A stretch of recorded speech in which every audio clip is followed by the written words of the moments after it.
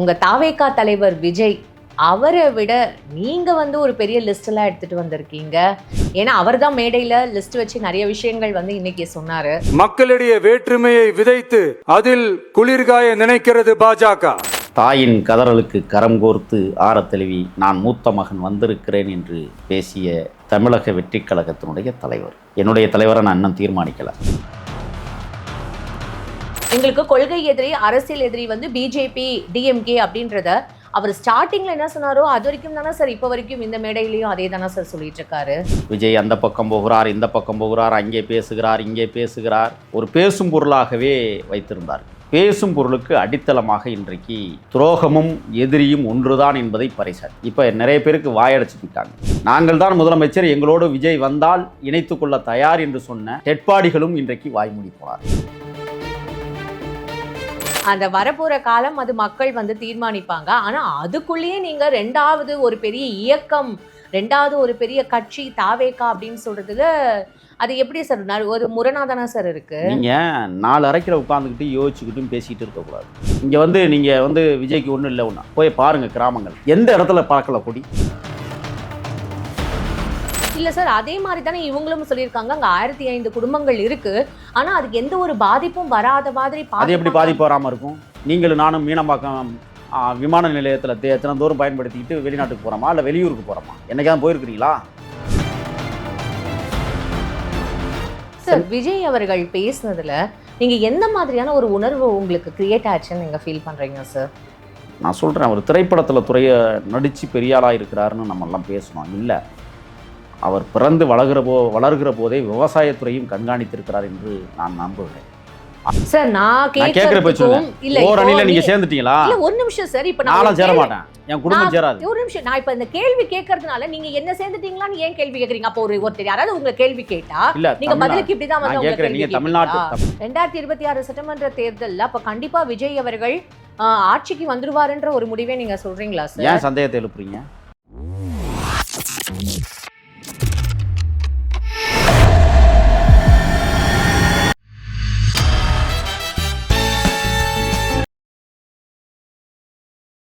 PPT cinema நேயர்கள் அனைவருக்கும் வணக்கம். இன்னைக்கு நம்மளோட முகில் அவர் தான் இருக்காரு. நிகழ்ச்சிக்கு போகலாம். சார் வணக்கம் சார். வணக்கம் சார்.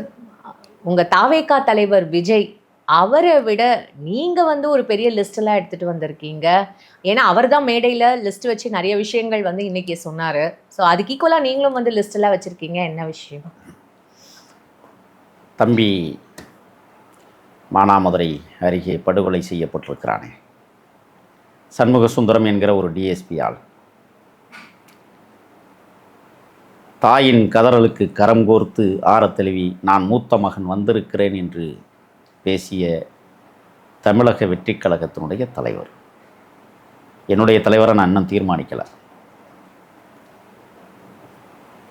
அவர்கள் வடித்த கண்ணீருக்கு ஆறுதல் சொல்லிவிட்டு 2 நாட்களில் ஒரு செயற்குழு கூட்டம் சென்னையிலே பிரமாண்டமாக நடத்தப்பட்டிருக்கிறது.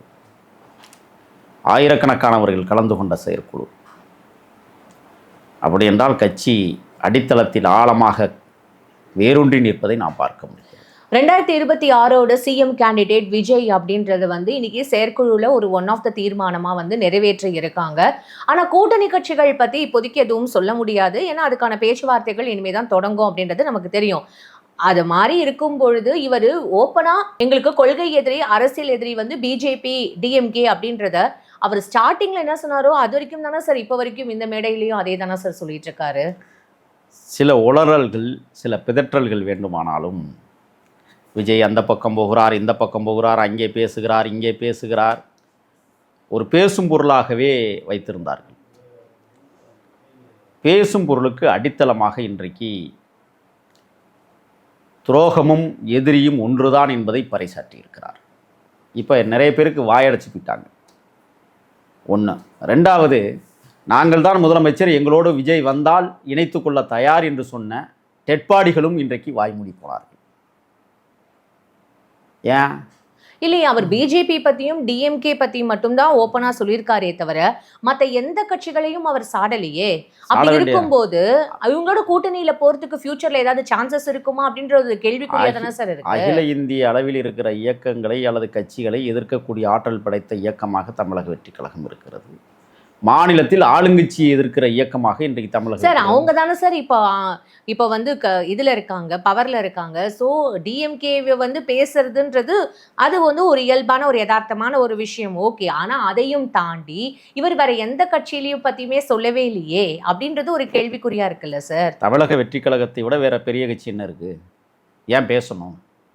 தமிழக வெற்றி கழகம் பெரிய கட்சின்னு சொல்றேன். ஆமா, ஆளுங்கட்சிக்கு அடுத்த நிலையில் இன்றைக்கு இருக்கிற மாபெரும் இயக்கமாக வளர்ந்து நிற்கிறது தமிழக வெற்றி கழகம். மனசு கூசுதா அவங்களுக்கு சொல்லும் போது? உடனே கேள்வி எழுப்பி அதிமுக 87 எம்எல்ஏக்களை வைத்திருக்கிறது, அது பெரிய கட்சி இல்லை. அவங்க லட்சணம் தான் நாடாளுமன்ற தேர்தலில் தெரிஞ்சு போச்சு, 10% வாக்கு. எப்படி அது பெரிய கட்சியா இருக்க முடியும்? வரப்போற 2026 தெரிஞ்சு கட்டரும்ப கதையா ஆகி போச்சு. எம்ஜிஆர் உருவாக்கி இருங்க சார், வரப்போற 2026 சட்டமன்ற தேர்தல் இன்னும் நிறைய காலங்கள் இருக்கு. அந்த வரப்போற காலம் அது மக்கள் வந்து தீர்மானிப்பாங்க. ஆனா அதுக்குள்ளேயே நீங்க ரெண்டாவது ஒரு பெரிய இயக்கம், ரெண்டாவது ஒரு பெரிய கட்சி தாவேகா அப்படின்னு சொல்றதுல அது எப்படி சார் ஒரு முரணாதானா சார் இருக்கு? நீங்க 4 அறைக்கில் உட்கார்ந்துக்கிட்டு யோசிச்சுக்கிட்டும் பேசிக்கிட்டு இருக்கக்கூடாது. நாடி துடிப்பை கிராமங்களில் போய் பார்க்க வேண்டும். நான் பார்த்துட்டு வந்து பேசிக்கிட்டு இருக்கிறேன். அட்ட கிராமத்தில் போய் நான் வாழ்ந்துட்டு வந்திருக்கிறேன். அட்ட கிராமத்தில் நின்று பேசிட்டு வந்திருக்கிறேன். கடந்த ஒரு 15-20 நாட்களாக அந்தந்த ஒன்றியங்களில் இருக்கிற கல்விக்கூடங்களில் முதல் 3 வகுப்பில் தேர்ச்சி பெற்றவர்கள், first grade, second grade, third grade, 10ஆவதுக்கும் 12ஆவதுக்கும் எண்ணற்ற மாணவிகளுடைய குடும்பங்கள் கலந்து கொண்டு அந்த பரிசு தொகையினை பெற்று மகிழ்ச்சி ஆரவாரம் செய்கிற காட்சியை கண்ணால் பார்த்துட்டு வந்து சொல்கிறேன். அட்ட கிராமத்தில் சொல்கிறேன். நான் எந்த விதமான வசதியும் இல்லாத அடிப்படை கிராமத்திலிருந்து நான் பார்த்துட்டு வந்து பேசுகிறேன். இங்கே வந்து நீங்கள் வந்து விஜய்க்கு ஒன்றும் இல்லை, ஒன்றா போய் பாருங்கள் கிராமங்கள்லாம் எந்த இடத்துல பறக்கலை கொடி. அதிமுக திமுக பறக்காத கொடிக்கம்பங்கள் இல்லாத இடத்திலும் பறக்கிறது தமிழக வெற்றி கழகம். தெரியுமா உங்களுக்கு? அது போய் பார்த்தீங்களா? நான் பார்த்துட்டு வந்து சொல்கிறேன். ஆதாரத்தோடு வேணால் காட்டவா? வச்சுருக்கேன். பிரமாண்ட கூட்டங்களை, பிரமாண்ட அந்த நிகழ்வுகளை நடத்துகிறார்கள். ஆட்சிக்கு வரல, அதிகாரத்திற்கு வரல, இன்னும் தேர்தலையே சந்திக்கலை. ஆனால் 3 கிலோமீட்டர் 4 கிலோமீட்டருக்கு கொடிதோரணங்களும் பதாகைகளும் வைத்து இன்றைக்கு பரபரப்பு அரசியலை உருவாக்கி இருக்கிறது தமிழக வெற்றி கழகம் என்றால் அடிமட்ட கிராமத்தில் தொண்டர்கள் எழுந்து வருகிறார்கள். அதுக்கு காரணம் என்ன தெரியுமா? ஆண்ட கட்சியும் ஆண்டு கொண்டிருக்கிற கட்சியும் பிராடுகள் என்பதை பறைசாற்றியிருக்கிறது. சரி சார், இப்போ உங்க பாயிண்ட் படியே வரும்பொழுது இப்ப திருப்பியும் இவர் பரந்தூர் விமான நிலையம் பத்தி பேசியிருக்காரு. ஆமா, அந்த பரந்தூர் விமான நிலையத்துக்கு நீங்க பதில் சொல்லல. அதை வந்து கொண்டு வர போறீங்களா இல்ல கொண்டு வர போறது இல்லையான்றத பதில் சொல்லல. சிஎம் சார் அப்படின்னு சொல்லிட்டு அந்த ஒரு வார்த்தையை வந்து அழுத்தம் திருத்தமா சொல்லியிருக்காரு. மக்களை கூட்டிட்டு வந்து அந்த ஊர் விவசாயிகளை கூட்டிட்டு வந்து நான் போராட்டம் பண்ணுவேன் தலைமை செயலகத்துல அப்படின்னு சொல்லும் பொழுது இதெல்லாம் வந்து பேசுறதுக்கு யார் ஒப்புதல் கொடுத்தது?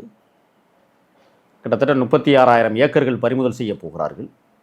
எத்தனையோ நிலங்கள் வெறுமனே கிடக்கிறதே, சதுப்பு நிலங்கள் எத்தனையோ கிடக்கிறதே. அங்கே போய் நீங்கள் விமான நிலையத்தை உருவாக்க வேண்டியதானே? விமான நிலையம் யாருக்கானது?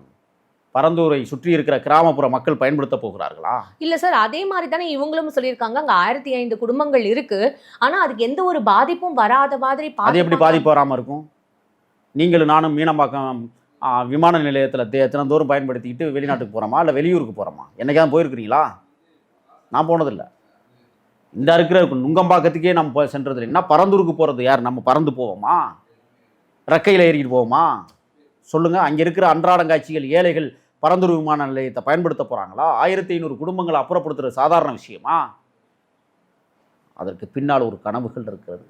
பாட்டனும் முப்பாட்டனும் முப்பாட்டனுக்கும் முப்பாட்டனும் முப்பாட்டனுக்கும் முப்பாட்டனும் வாழ்ந்த புண்ணிய தேசம், அவன் விதைக்கப்பட்டிருக்கிற தேசம், அவன் சுவாசித்த காற்றுகள் அந்த கிராமங்களில் சுற்றி சுழன்று வருகிறது. அது அவர்களுடைய தேசம். நீங்கள் அப்படியே அப்புறப்படுத்தினீங்கன்னா அப்படி எத்தனை கல்லறைகள் தன்னை உருவாக்கிய மூதாதையனுடைய கல்லறைகளை இடிக்க காத்திருக்கிறார்கள். சாதாரண விஷயம் அதெல்லாம். யோசிச்சு பாருங்கள், கொஞ்சம் ஒரு கணம் யோசித்து பாருங்கள். மெரினா கடற்கரையில் இருக்கிற கல்லறை இடிச்சிருவீங்களா நீங்கள்? பதில் உண்டா? 1500 குடும்பங்களை அப்புறப்படுத்துகிறார்.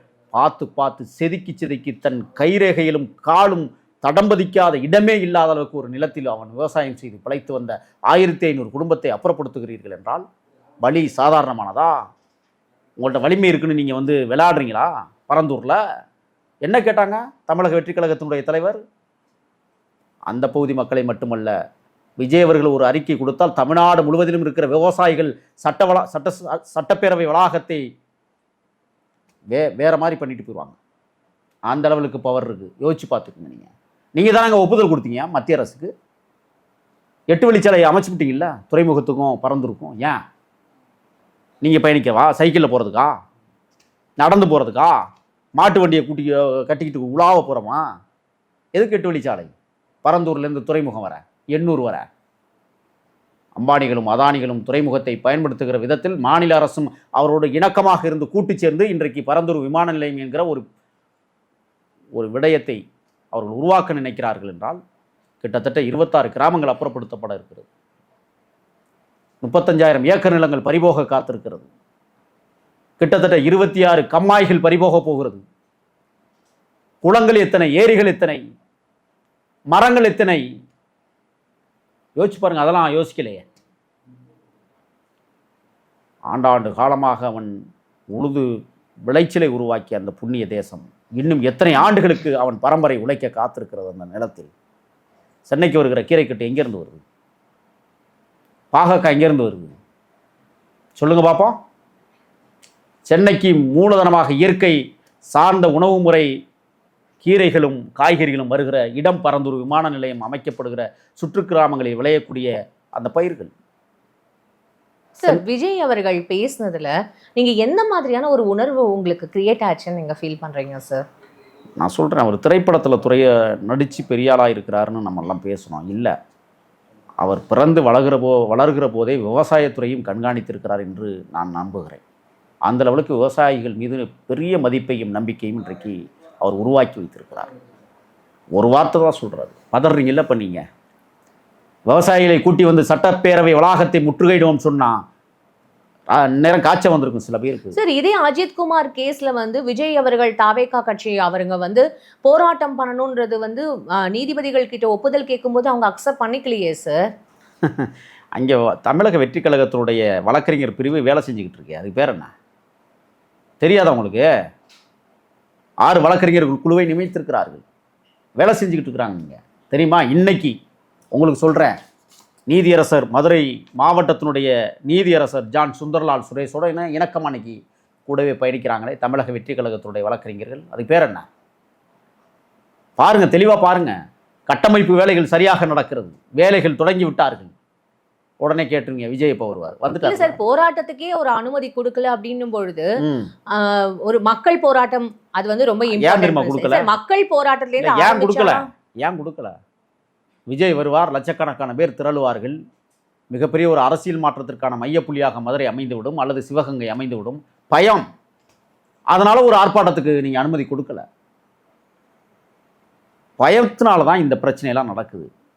நீங்கள் ஒரு வார்த்தை இன்னொன்று அத்துமீறி போராட்டம் நடத்த முடியாதா? சட்டத்தை மதிப்பதால் அத்துமீறாமல் அதை முதல்ல நீங்கள் தெரிஞ்சுக்கணும். இந்தியாவின் சட்டத்தை, அம்பேத்கர் எழுதிய சட்டத்தை முழுவதுமாக, ஏன்னா அம்பேத்கர் தமிழக வெற்றி கழகத்தினுடைய முதல் மகத்தான தலைவராக போற்றப்படுகிற காரணத்தால் அவர் எழுதிய சட்டத்தை நாம் மீறிவிடக்கூடாது என்பதற்காக பொறுமை காக்கிறார்கள். பாருங்கள், இன்னும் கொஞ்ச நாள் பாருங்கள், செப்டம்பர் வரை பாருங்கள், அமைதியாக இருங்க. வருது நிலவரம் வேறு மாதிரியாக இருக்கும் தமிழக அரசியல். ஏன்னா இன்றைக்கி சட்டப்பேரவை வளாகத்தை முற்றுகையிடுதல், பரந்துரை பற்றி பேசுகிறார், விவசாயிகளை அரவணைக்கிறார், தம்பி மரணத்திற்கு ஓடோடி செல்லுகிறார், கிடைக்கிற நேரமெல்லாம் மக்களுக்காக பணியாற்ற வேண்டும் என்பதற்காக ஒரு மகத்தான மண்ணுரிமை தலைவராக மரியாதைக்குரிய தோழர் விஜய் வளர்ந்து வருகிறார் என்றால் பொறுத்து கொள்ள முடியாமல் தமிழ்நாட்டில் இருக்கிற கொள்ளையடித்த கும்பல்கள் கோபமுற்று வார்த்தைகளை விடுகிறார்கள். அஜித்குமார் அவரை போய் பார்க்கும் பொழுது, விஜய் அவர்கள் போய் பார்க்கும்போது எதுவுமே பேசல, அமைதியா இருந்தாரு, கண் கலங்கினாரு அப்படின்ற மாதிரியான ஒரு விஷயங்கள் இங்க சொல்லப்படுது சார். ஏதாவது ஒரு வார்த்தை பேசியிருக்கலாமோ அப்படின்ற மாதிரியான ஒரு எதிர்பார்ப்பும் இங்க கிரியேட் ஆயிருக்குல்ல சார். துக்கம் தொண்டை அடைக்கும் போது எப்படி பேச முடியும்? ஒரு குடும்பம் ஒரு வருங்காலத்தினுடைய ஒரு நல்ல மகனை இழந்திருக்கிறது, ஒரு நல்ல பிள்ளையை இழந்திருக்கிறது.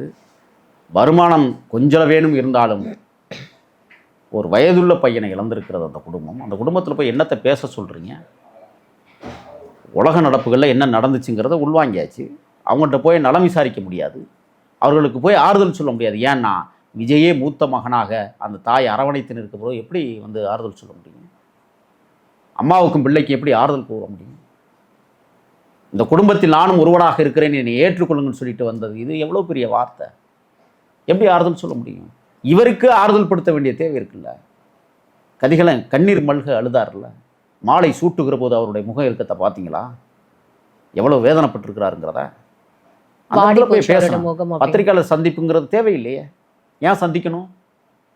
எப்படி செத்தான்னு சொல்கிறதுக்கு அதான் உலகத்துக்கே தெரியுமே. எப்படி செத்தான்னு, யார் அடிச்சுக்கொண்டான்னு தெரியுமே. அங்கே போய் அரசியல் செய்யலையே. அவர் அனுதாபம் செய்தார், வருத்தமுற்றார், வேதனைப்பட்டு இருக்கிறார், விரக்தியில் வெளியேறினார். வேற என்ன செய்ய சொல்கிறீங்க? அதான் ஒரு தலைவனுக்கு அழகு. அடுத்தவன் துயரத்தில் அவன் துன்பப்படுகிற போது அந்த துன்பத்தின் பாதியில வேணும் நானும் துன்பப்படுகிறேன் என்று சொல்லாமல் தன்னுடைய உடலை வருத்தி அவன் வாடுகிறான் என்றால் அவன் தான் உண்மையான தலைவனாக இருக்கும். சிஎம் கேண்டிடேட் விஜய் அப்படின்றது இப்போ ஃபிக்ஸ் ஆன ஒரு தருணத்தில் டிஎம்கேவும் ஏடிஎம்கேவும் எந்த மாதிரியான ஒரு ஸ்டெப்ஸ் அடுத்து எடுப்பாங்க அப்படின்ற ஒரு ஃபியர் இருக்கும்ல சார்? இப்போ அவங்க எந்த ஸ்டெப்பை வேணாலும் எடுக்கட்டும். மக்கள் முடிவெடுத்து விட்டார்கள். தமிழக வெற்றி கழகத்தை தமிழ்நாட்டு வீதிகளில் அங்கீகரிக்கப்பட வேண்டும் என்பதை பறைசாற்றுகிற விதமாக இன்றைக்கு மக்கள் அங்கீகரிக்க தொடங்கியிருக்கிறார்கள். பொறுத்திருந்து பாருங்கள். நீங்கள் கூட்டணி கட்சியை வச்சுக்கோங்க, கூட்டாளி கட்சியை வேணாலும் வச்சுக்கோங்க. விஜய் தான் முதல்வர் என்கிற ஆணித்தரமான உறுதியை இன்றைக்கு விஜய் அவர்களே முதல்வர் வேட்பாளர் நான் தான் அப்படின்னு டிக்ளேர் பண்ணிட்டார். என்ன பண்ண போகிறீங்க நீங்கள்? கூட்டணிக்கெல்லாம் இங்கே வேலை இல்லை, தனித்து நின்னே அடிப்பாங்க. அந்த செல்வாக்கு இன்றைக்கு தமிழ்நாடு முழுவதும் பார்த்தோம்ல. திமுகலேருந்தே விலகி இங்கே வந்து சேர்றான் ஆளுங்கட்சியில் இருந்துக்கிட்டு. ஆனால் ஆளுங்கட்சி என்ன செய்யுது? தேர்ந்து போகிற கட்சியிலேருந்து ஆளை பிடிச்சி கொண்டு வந்து சேர்த்து விளம்பரப்படுத்திக்குது. கூட்டணி கட்சிகள்லேயே ஆளை பிடிக்கிற வேலை நடந்துக்கிட்டு இருக்கு. விஜய் அந்த மாதிரி ஆள் பிடிச்சிருக்கிறாரா? சரி, இப்போ டிஎம்கே கூட தானே சார் தமிழ்நாடு ஒரு அணி அப்படின்னு சொல்லிட்டு அந்த மாதிரியான ஒரு இயக்கம் இப்போ ஸ்டார்ட் பண்ணியிருக்காங்க. அந்தந்த தொகுதியில் இருக்கிறவங்க அந்தந்த மக்களை போய் சந்திக்கணும் அப்படின்னு சொல்லிட்டு சிஎம் அவர்களே வந்து வீடியோ காலில் போய் மக்கள் சந்திக்கிற அந்த பிரமுகர்கிட்ட போய் பேசுறதெல்லாம் இப்போ நம்ம தொடர்ந்து சமூக வலைதளத்தில் பார்த்துட்டு தானே சார் இருக்கோம். தமிழ்நாடு ஓரணிலா நீங்கள் சேர்ந்துட்டீங்களா? ஓரணிலா சார் நான் கேக்குறேன். இல்ல ஓரணில நீங்க சேர்ந்துட்டீங்களா? இல்ல ஒரு நிமிஷம் சார். இப்போ நான் சேர மாட்டேன், என் குடும்பம் சேராது. ஒரு நிமிஷம், நான் இப்ப இந்த கேள்வி கேட்கறதுனால நீங்க என்ன சேர்ந்துட்டீங்களான்னு ஏன் கேள்வி கேக்குறீங்க? அப்போ ஒருத்தர் யாராவது உங்க கேள்வி கேட்டா நீங்க பதிலுக்கு இப்படிதான் வந்து கேக்குறேன். நீங்க தமிழ்நாட்டு பிரஜை தானே? நீங்க தமிழ்நாட்டு குடிமகள் தானே? நீங்க ஓரணில திரண்டிட்டீங்களா அவர் பின்னாடி? நான் கேட்குறேன். அது நான் உங்ககிட்ட சொல்ல வேண்டிய அவசியம் எனக்கு என்ன இருக்கு? இல்ல இப்போ உங்களையே சேர்க்க முடியல. ஆனா ஆதரவா பேசுறீங்க. நான் என்ன சேர்க்க முடியாதுன்னு உங்களுக்கு நல்லா தெரியும். ஆதரவா பேசல சார். இந்த மாதிரியான ஒரு விஷயங்கள் இப்ப எல்லா தமிழ்நாடு ஓரணில எப்படி திறனா அவர் பின்னாடி பல படுகொலைகள் நிகழ்த்தி இருக்கிறாங்க. சேருமா? மழை குடிச்சவனையே குற்றவாளியாக்கு நீ அவங்க பின்னாடி சேர்ந்துருவாங்களா? புதுக்கோட்டையில வேங்கவே இல்லை ஓரணில திரட்டிடுவீங்களா அந்த மக்களை? சொல்லுங்க. வடகாடு கலவரத்துல வந்து ஓரணில திரட்டிடுவீங்களா அந்த மக்களை? தீவெட்டிப்பட்டி கோயில் பிரச்சனையில திரட்டிடுவீங்களா உங்க பக்கம் மக்களை? உங்களால் எதையுமே பண்ண முடியாது. கையாளாகாத தனமாக இன்றைக்கு நீங்கள் நின்றுக்கிட்டு இருக்கிறீங்க. முடிஞ்சது, அவ்வளோதான். வருகிற ஏப்ரலோடு உங்கள் கதை முடிஞ்சது, எழுதி வச்சுக்கோங்க. அவ்வளோதான், முடிஞ்சது. திமுக அண்ணா திமுகவை தமிழ்நாட்டிலிருந்து அப்புறப்படுத்தப்படுகிற வரை நான்லாம் ஓயவே மாட்டேன். 2026 சட்டமன்ற தேர்தலில் அப்போ கண்டிப்பாக விஜய் அவர்கள் ஆட்சிக்கு வந்துடுவாருன்ற ஒரு முடிவே நீங்கள் சொல்கிறீங்களா சார்? ஏன் சந்தேகத்தை எழுப்புறீங்க? உங்களுக்கு என்ன சந்தேகம்? ஏன் வரக்கூடாதா சார்? வரக்கூடாதான் நான் ஒருத்தி டிசைட் பண்ணல. இல்ல சந்தேகம்லாம் படாதீங்க. சந்தேகப்படுறதுக்கு வேலையே கிடையாது. இன்னைக்கு மக்கள் ரொம்ப தெளிவா இருக்காங்க. அதுக்கு இந்த தம்பி படுகொலைக்கு பிறகு இந்த அரசின் மீது எவ்வளவு காழ்ப்புணர்ச்சியோடு மக்கள் புலங்காகிதம் அடைந்திருக்கிறார்கள் என்பதற்கு சான்று 2024 வெளிப்படும். நீங்க நினைச்சிட்டு இருக்கிறீங்க என்ன செய்வாங்க தெரியுமா? தேர்தல் நெருங்க நெருங்க நெருங்க ஆண்களுக்கும் 1000 ரூபாய் திட்டம், ஆண்களுக்கும் இலவச பேருந்து திட்டம் அறிவிக்க போறாங்க ஓட்டு வாங்குறதுக்காக. தெரியாதா எங்களுக்கு நீங்க பண்ற வேலை சித்து வேலைகள்லாம்? நான் கேட்குறேன், ஒரு மாநில அரசு தன்னுடைய காவல்துறையை தன் கட்டுப்பாட்டுக்குள்ள வைத்து ஒரு பிரச்சனையை தீர்க்க முடியலைன்னு சொல்லி மத்திய அரசில் பணியாற்றக்கூடிய சிபிஐ கிட்ட கொடுக்குறீங்கன்னா தமிழ்நாட்டு அவமானம் சந்தி சிரிக்கிறது, கேவலமாக இருக்கிறது. என்ன ஆட்சி நிர்வாகம்? நலத்திட்டங்களை உருவாக்குவதை கொள்ளையடிப்பதற்காகத்தான். பரந்தூர் விமான நிலையத்தில் கொள்ளையடிப்பதற்காக அந்த திட்டம். கொள்ளையடிக்காம இருக்க போறாங்கன்னு நினைக்கிறீங்களா? அண்மையில் பார்த்தோமே ஒரு மேம்பாலம் அப்படியே அடிச்சுட்டு ஆற்றுல பறிச்சுட்டு போணுச்சு. 86 கோடி ரூபாய் செலவில் கட்டப்பட்ட பாலம். பரந்தூர் விமான நிலையத்திலும் நீங்கள் வந்து நலத்திட்டங்கள்ங்கிற பேரில் கொள்ளையடிப்பதற்காக ஒவ்வொரு திட்டங்களை உருவாக்குவதே உங்களுடைய வேலை. உங்கள் அப்பனுக்கு பேனா செலவு வைக்கணும்னு சொல்லி 86 கோடி ரூபா ஒதுக்குனீங்க, என்னாச்சுன்னே தெரியல. தமிழர்களுடைய நிதியை, தமிழருடைய காசை, வங்காள விரிகுடா கடலை அது எப்படி சொல்கிறது அசிங்கப்படுத்துவதற்காகவே பேனாவுக்கு 86 கோடி. வெக்கமா இல்லை இந்த தேசத்தில்? அதை இன்னும் அப்ரூவ் பண்ணாததுனால தானே நான் சார் என்ன சொல்கிறேன், அதனால தான் அப்ரூவல் கொடுக்கல. அப்புறம் துண்டுக்கு ஒரு செலவு வைப்பீங்க, செருப்புக்கு ஒரு செலவு வைப்பீங்க, கண்ணாடி கருப்பு கண்ணாடிக்கு ஒரு செலவு வைப்பீங்க. என்னது நாடா என்ன? இதையெல்லாம் தட்டி கேட்பதற்காக, இந்த மக்களுடைய வரிப்பணங்கள் வீணாகாமல் தடுப்பதற்காக தமிழக வெற்றிக் கழகம் தமிழ்நாட்டு அரசியல் தளத்தில் தவிர்க்க முடியாத மாபெரும் சக்தியாக உருவெடுக்க காத்திருக்கிறது. பொறுத்திருங்கள். Fine sir. 2026 சட்டமன்ற தேர்தல் எந்த மாதிரியான ஒரு மாற்றத்தை தமிழக மக்கள் கொண்டு வர போறாங்க அப்படின்றத நம்ம பொறுத்திருந்து பார்க்கலாம். ஏன்னா இப்போ போட்டி இன்னும் வலுப்பெற்றிருக்கு. இன்னும் வரப்போற நாட்கள் இன்னுமே அது ஜாஸ்தியா இருக்கும் அப்படின்றத நம்ம நம்பலாம். உங்களோட பொன்னான நேரத்துக்கு ரொம்ப நன்றி. நன்றி.